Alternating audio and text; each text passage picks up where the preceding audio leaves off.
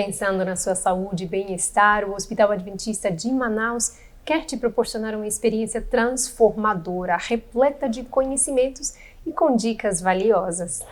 A palestra a seguir tem como tema Qualidade de Vida no Autismo. Com a palestrante é a pediatra doutora Fernanda Miduati, médica formada pela Faculdade de Medicina de São José do Rio Preto, pediatra, pós-graduada em Psiquiatria Infantil pela IBC-MED, possui especialização em nutrição com foco em autismo e TDAH pela Faculdade Delta, na Goiânia, e pós-graduação em abordagem integral no autismo e TDAH pela UniAmérica. Olá a todos! Hoje eu vou abordar nessa aula o tema qualidade de vida no autismo.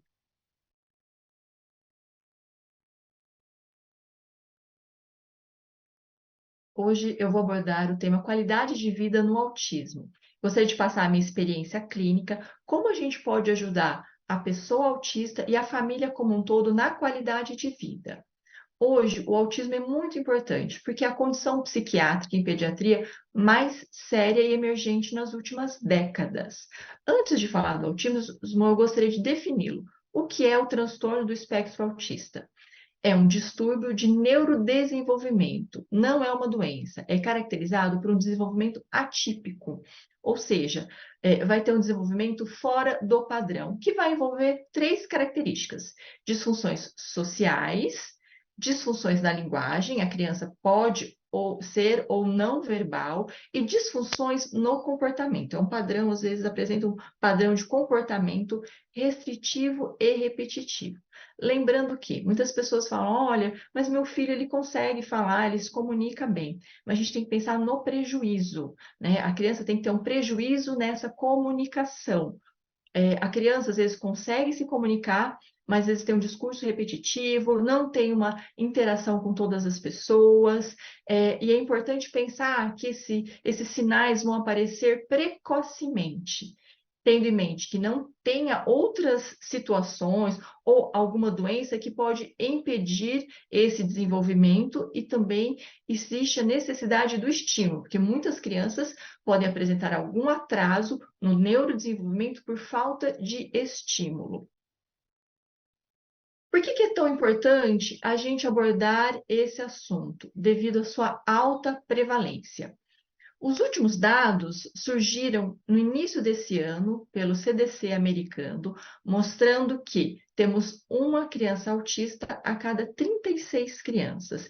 É um número bastante alto e alarmante. A gente pode ver pelos números dos últimos anos que vem em uma crescente. E se a gente utilizar dados anteriores, por exemplo, na década de 70, a gente tinha uma criança autista a cada 10 mil crianças. Houve um crescimento progressivo, né? Podemos dizer que foi um crescimento exponencial. Então, é muito importante a gente parar para pensar o que está acontecendo para que esse número esteja tão alto.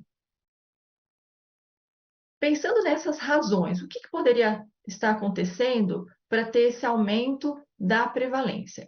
Inúmeras razões podem estar associadas. Por exemplo, a alteração na definição do autismo, a lei do diagnóstico precoce, mesmo crianças sem sinais e sintomas característicos, o pediatra tem a obrigação de fazer uma triagem antes dos 2 anos de vida. Mas eu quero colocar aqui para vocês algumas razões que têm correlação com o nosso ambiente. O que a gente pode fazer, o que a gente pode modificar para diminuir essa prevalência. Vamos falar relacionados ao parto e à gestação. Em algumas situações, como por exemplo a síndrome de Down, a gente fala da importância da idade da mãe. Aqui a gente fala da idade dos dois, principalmente da idade do pai, acima de 40 anos. Existe um maior risco quando a idade do pai está acima dos 40 anos. O tipo de parto cesáreo também pode levar a uma alteração de microbiota e levar a uma neuroinflamação. Parto prematuro, o baixo peso da criança ao nascer, porque essa criança às vezes não está com todo o desenvolvimento cerebral pronto para aquele nascimento, e questões relacionadas à mãe, principalmente razões endocrinológicas, obesidade, o hipotireoidismo, temos muitas crianças, filhas de mães que tiveram diabetes gestacional. Um dado importante aqui é que o ganho excessivo de peso, acima de 20 quilos, aumenta o risco de desenvolver o autismo. Lembrando aqui, eu estou falando fatores associados. Pode ser que tem muitas pessoas que estão assistindo, desculpa, pode ser que tenha muitas pessoas que estão assistindo essa aula que tenham essas razões, né, essas alterações durante a gestação e que não vão ter nenhuma alteração, né? Mas é importante a gente deixar esses dados bem estabelecidos para tentar ter uma gestação mais saudável possível. A toxicidade ambiental também pode interferir nesse aumento de prevalência. A gente sabe que tem estudos mostrando que pessoas. Desculpa, posso voltar esse slide? Eu vou voltar esse slide. E por que a gente está tendo esse aumento de prevalência do autismo? Eu poderia falar inúmeras razões, entre elas a mudança do padrão de diagnóstico, da definição do diagnóstico, a lei do diagnóstico precoce, que todo pediatra tem a obrigação de fazer testes de triagem antes dos 2 anos de vida para fazer avaliação, para descartar a possibilidade do autismo precocemente nas crianças. Mas eu gostaria de falar aqui os fatores que estão muito ligados ao ambiente. O que a gente pode fazer para tentar diminuir essa prevalência? E a gente sabe que tem alguns fatores de riscos relacionados ao autismo. Por exemplo, o tipo de parto, cesáreo, a criança com um baixo peso ao nascer, um parto prematuro, a idade dos pais é muito importante. Em algumas situações, por exemplo, como a síndrome de Down, a gente fala da idade da mãe, mas aqui a gente fala da idade do pai e da mãe, principalmente a idade do pai, acima de 40 anos. Razões endocrinológicas durante a gestação, por exemplo, a obesidade, o ganho de peso acima de 20 quilos, o hipotireoidismo, e também diabetes gestacional. Hoje é muito comum ter crianças autistas que tiveram mães com diabetes durante a gestação.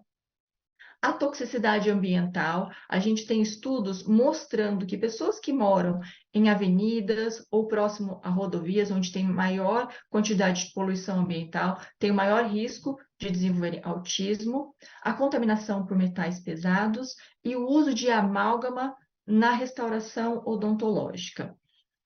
É muito comum também associar a contaminação de alimentos com produtos tóxicos, por exemplo, o glifosato.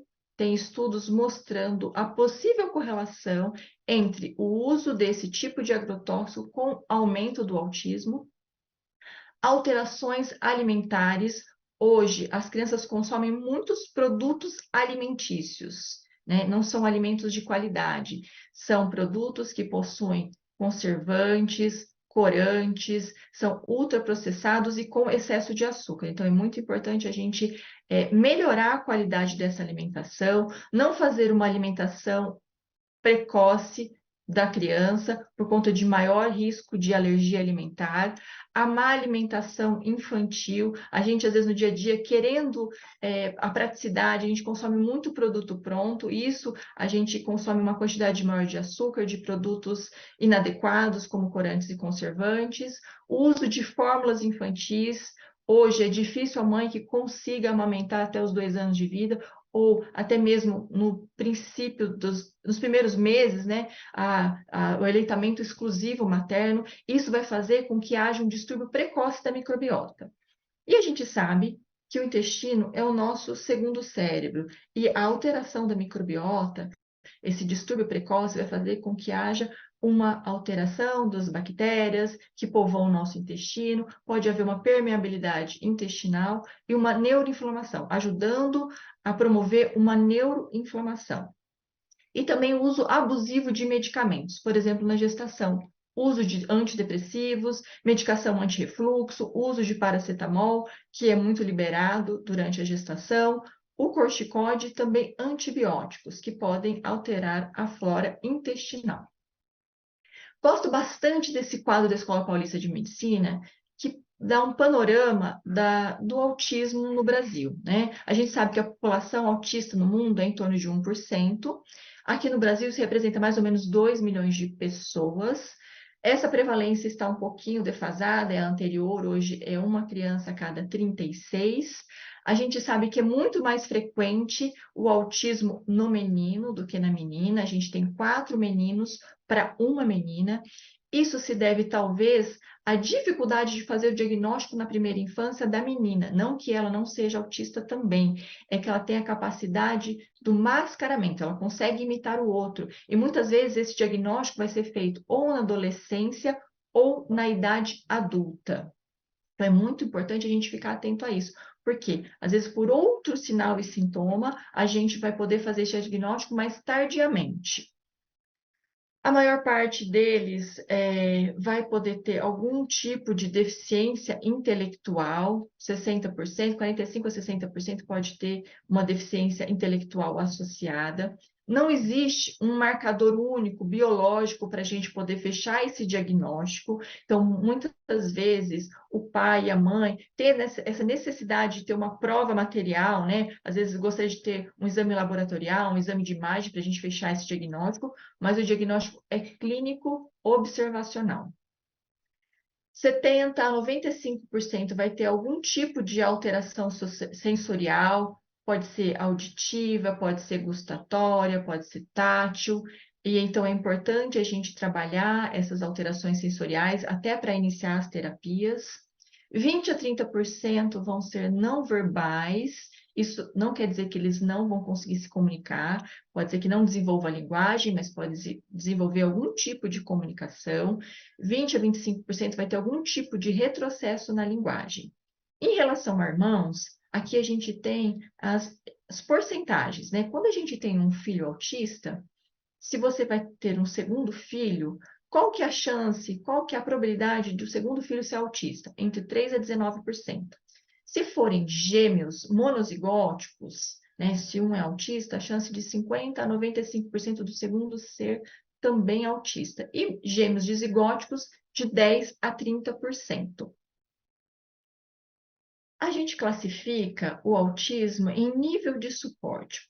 A maioria vai estar no nível 1 de suporte. Hoje a gente não fala grau de autismo, né? A gente fala nível de suporte.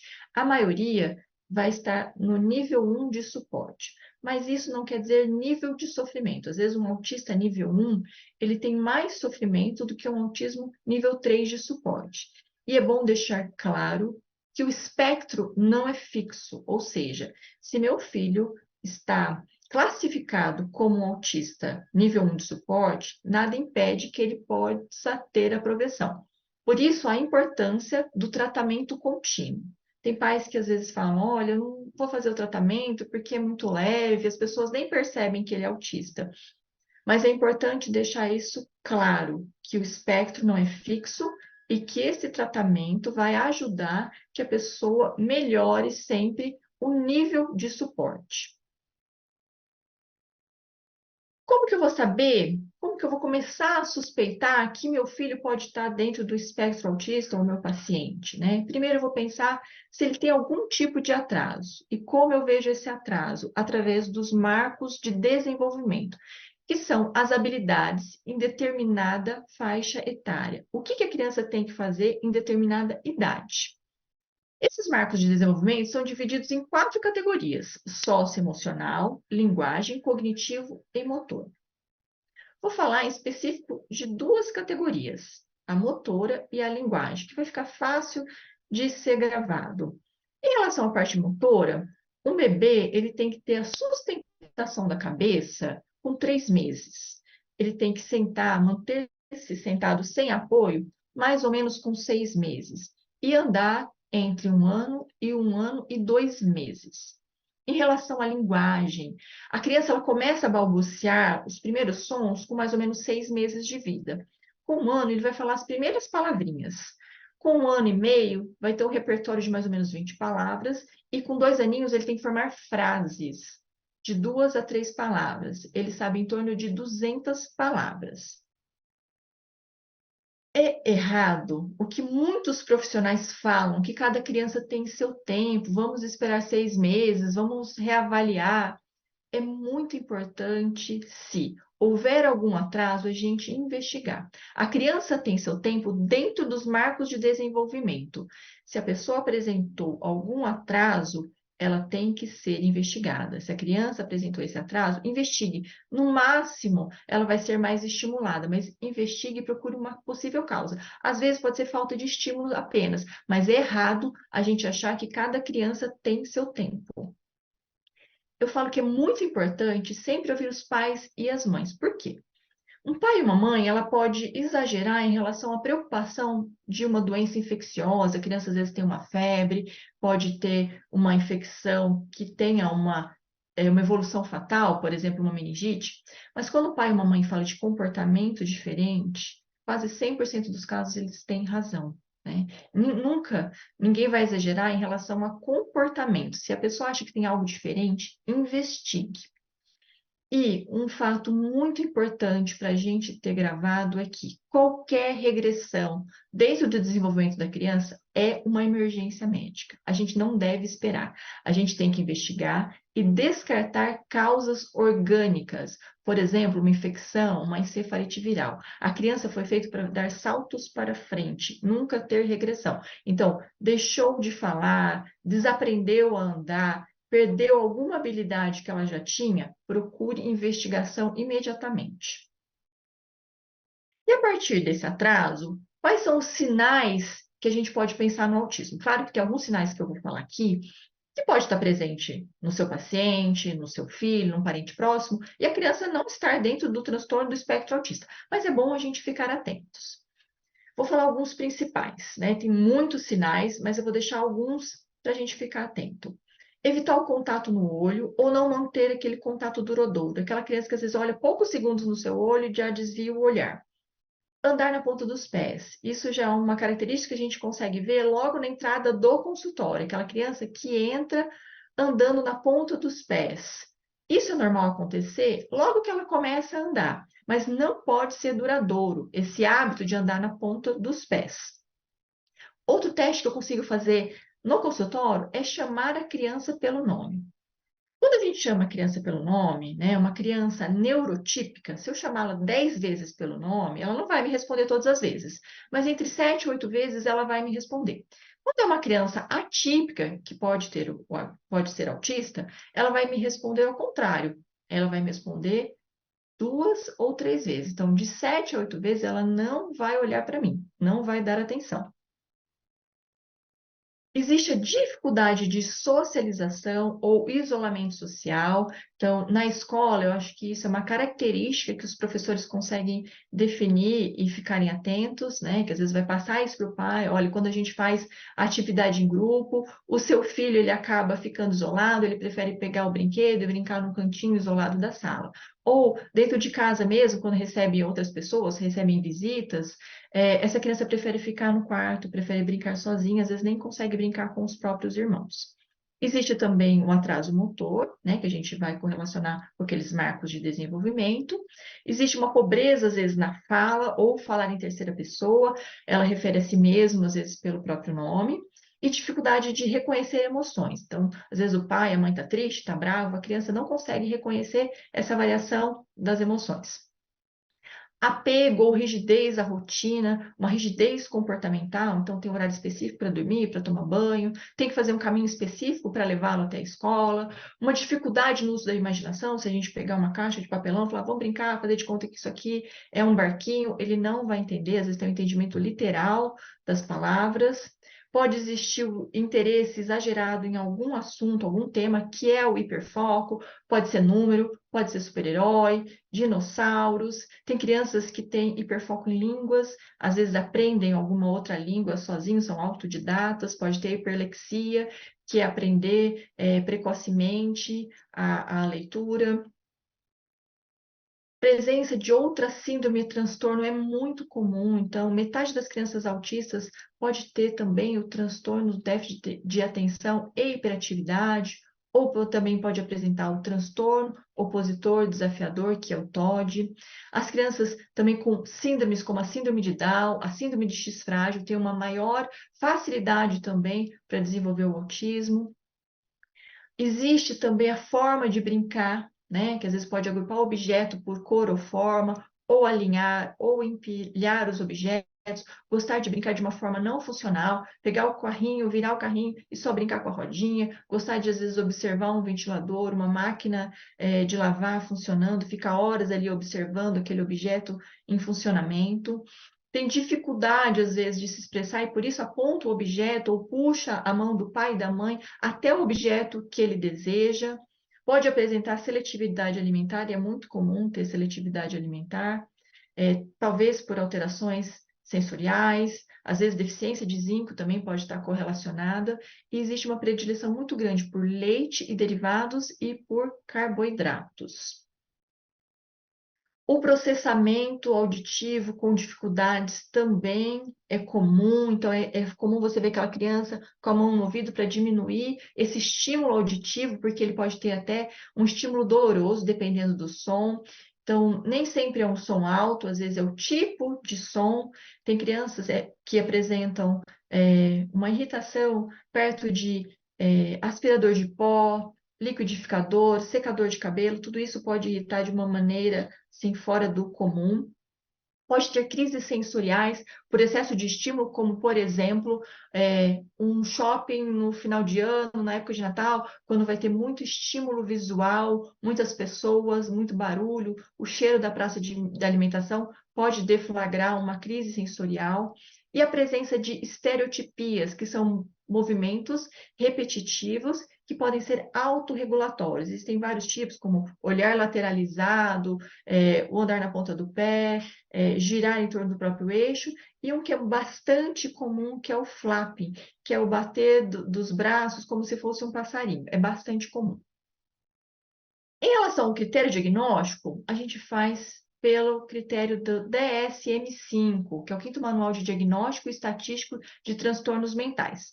A criança tem que preencher todos os critérios em relação à parte social e comunicação e pelo menos 2 critérios dos padrões repetitivos de comportamento. Então, o diagnóstico é clínico. Claro que eu peço sempre a ajuda de um teste neuropsicológico para ajudar a fechar esse diagnóstico.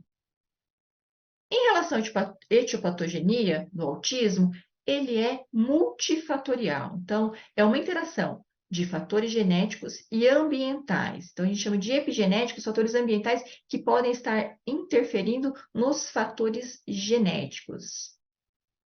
Sempre pensar, quando a gente vai tratar uma pessoa autista, nas comorbidades, né? Não é porque a gente está tratando autismo, alterações que envolvem alterações psiquiátricas, do sistema nervoso central, a gente vai tratar do pescoço para cima. A gente vai tratar do indivíduo como um todo. Muitas questões, muitos sinais, muitas alterações podem estar com o autista, mas não são do autismo. Então, a gente tem que estudar alterações infecciosas do trato gastrointestinal, é muito comum, crianças com alergia, com constipação, com diarreia, alterações imunológicas, metabólicas. Então, a gente tem que investigar a criança como um todo, porque a partir do fechamento do diagnóstico, tudo passa para conta do autismo. A criança está batendo a cabeça na parede, não está comendo, está com alteração do sono. Tudo passa para conta do autismo. E nem sempre vai ser decorrentes do diagnóstico do autismo, e sim das comorbidades presentes. E por que é importante a gente falar das comorbidades? Por conta da expectativa de vida. Esse estudo de 2017 dos Estados Unidos, que juntou dados desde 1999 até 2014, mostra que a expectativa de vida da pessoa autista é bem menor que a população geral. E um outro estudo mostra as causas de morte intra-hospitalar. E a gente pode perceber que, em média, eles tinham 10 comorbidades que poderiam ser facilmente tratadas, como, por exemplo, distúrbios hidroeletrolíticos e anemia. Por isso, é muito importante a gente tratar a pessoa como um todo. Quais são os principais objetivos do tratamento? Promover a autonomia e independência, que essa é a maior preocupação dos pais autistas. Quem vai tratar do meu filho quando eu não estiver mais aqui? Promover a saúde e a qualidade de vida. O tratamento tradicional engloba medicalização, que é o uso principalmente de um antipsicótico, e psicoterapia com equipe multidisciplinar.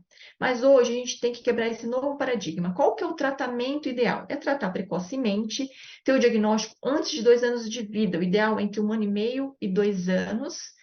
Na dúvida, se você tem qualquer suspeita de atraso, de possibilidade de transtorno do espectro autista, faça a intervenção precoce. Não espere 6 meses. Tem muitos profissionais que às vezes esperam até uma determinada idade para fechar o diagnóstico. Não espere, não fale que cada criança tem seu tempo. Comece a intervenção precoce e encaminhe para uma equipe multidisciplinar para avaliar quais são as principais necessidades, porque cada indivíduo é único. Como que é composta essa equipe multidisciplinar?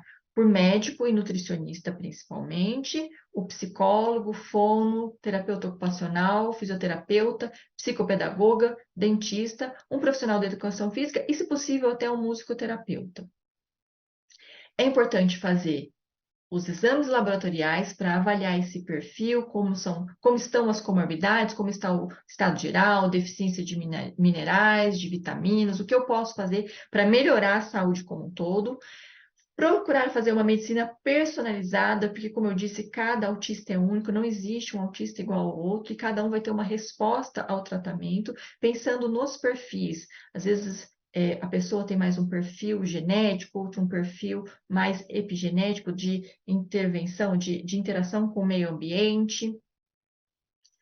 Aqui eu vou resumir, então, os pilares desse tratamento. O que é importante, o que é fundamental a gente fazer para chegar nesse tratamento ideal, né? Nesse tratamento integrativo da pessoa como um todo? Praticar hipernutrição, ou seja, melhorar a qualidade desses alimentos, deixar claro que não existe dieta para autista, existe dieta anti-inflamatória e a gente pode usar suplementação. Existe uma fala da doutora Denise Carreiro, que é uma nutricionista muito importante para o mundo autista, que é: a criança é aquilo que ela absorve, mais do que aquilo que ela consome, porque às vezes ela está tão inflamada que ela não consegue absorver os nutrientes por conta disso. Então, a criança é aquilo que ela consegue absorver. Então, vamos melhorar a qualidade desse alimento.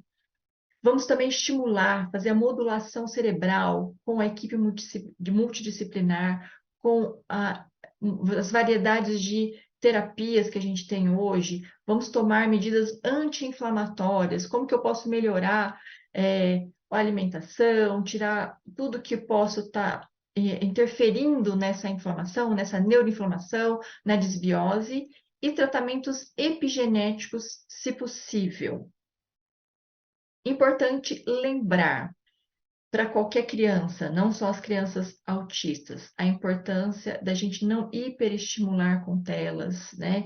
A gente tinha a visão, às vezes, errada, os pais podem ter a visão de que ele está vendo bastante informação, né? Está sendo estimulado na tela, ele pode melhorar esse desenvolvimento. Não, vai atrasar o desenvolvimento, vai atrasar a fala dessa criança se ela ficar muito tempo em telas, por isso que a gente tem a quantidade de horas de tela por idade, preconizada pela Sociedade Brasileira de Pediatria.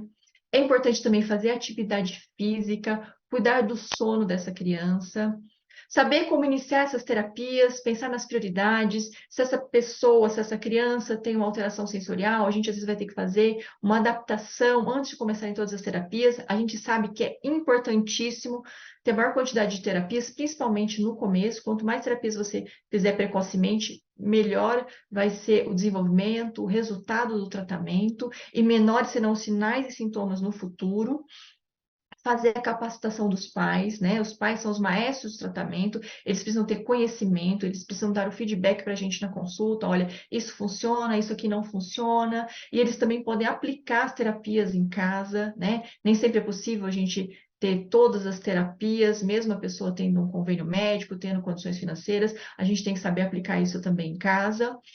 A resposta do tratamento vai depender de toda a família, de todo esse envolvimento. As pessoas todas têm que respeitar todas as condutas, né? Não ter ninguém que boicote na família, que não dê apoio. Às vezes é muito difícil a gente ter o diagnóstico. A gente sabe que desde a suspeita até o início do tratamento, a média de tempo são 3 anos, então todo mundo tem que estar alinhado, fazendo todas as terapias possíveis, e é importante ter uma rede de apoio, cuidar de quem cuida.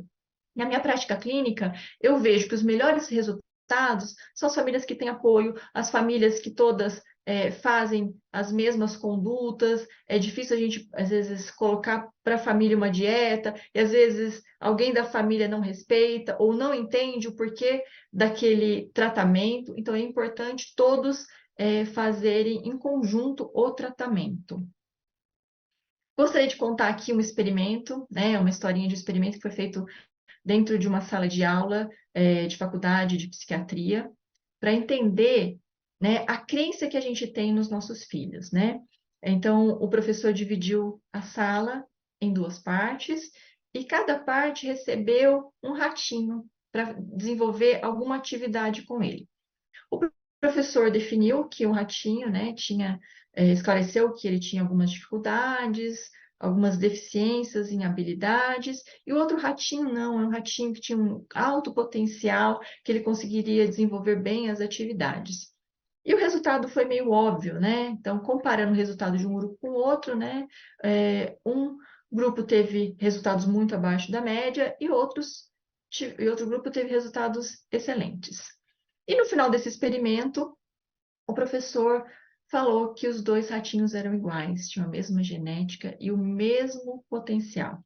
Então, isso é muito importante para a gente ter em mente que o fator que mais influencia o desenvolvimento do seu filho, do seu paciente, é a crença dos pais no seu potencial. Então, nunca desista do tratamento, nunca desista do potencial do seu filho. A gente, como profissional de saúde, a gente não pode falar quando nem quanto vai haver de melhora, mas com o tratamento correto sempre vai haver melhora na qualidade de vida. E, em conclusão, o TEA, né, o transtorno do espectro autista, não é uma doença, mas tem tratamento. O diagnóstico não é uma sentença, a gente não é refém da genética. Hoje a gente tem a nutrigenômica, a nutrigenética para ajudar a melhorar, né, a parte genética, a nossa disposição genética, predisposição genética. Pensar no poder da neuroplasticidade, né? A gente tem 2 grandes janelas, até os 7 anos e dos 7 aos 14 anos, mas não esquecer que ela está presente em toda a vida.